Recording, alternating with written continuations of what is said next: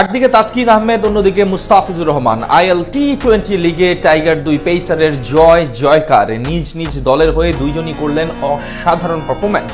বল হাতে ধরাশায়ী করলেন সব বাঘা ব্যাটারদের। এমন দিনে শারজাহ ওয়ারিয়র্স এবং দুবাই ক্যাপিটালসের মাঝে লড়াইটাও হয় হাড্ডাহাড্ডি।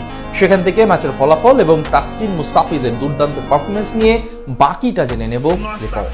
তাসকিন বনাম মুস্তাফিজ। আইএল টি-20 লিগে প্রথমবারের মতো দুই বাংলাদেশি ক্রিকেটার একে অপরের মুখোমুখি হওয়ার নজির দেখা গেল আজ, যেখানে দুজনই বল হাতে ছিলেন দুর্দান্ত, অসাধারণ। নিজ নিজ দলের হয়ে রাখেন অগ্রণী ভূমিকা। শারজাহ ক্রিকেট গ্রাউন্ডে এদিন তাসকিনের শারজাহ ওয়ারিয়র্সের বিপক্ষে আগে ব্যাট করতে নামে মুস্তাফিজদের দুবাই ক্যাপিটালস। ওপেনিংয়ে নেমে এদিন সুবিধা করতে পারেননি শায়ান জাহাঙ্গীর। ইনিংসের পঞ্চম বলে সিকান্দার রাজার শিকার বনে সাজঘরে ফিরেন তিনি। দ্বিতীয় ওভারে বল করতে এসে প্রথম দুই বলে বাউন্ডারি হজম করে 12 রান দিয়ে যান তাসকিন। শারজাহ বোলারদের বিপক্ষে দারুণ ব্যাট চালাতে থাকেন সিদ্দিকুল্লাহ আতাল এবং জর্ডান কক্স।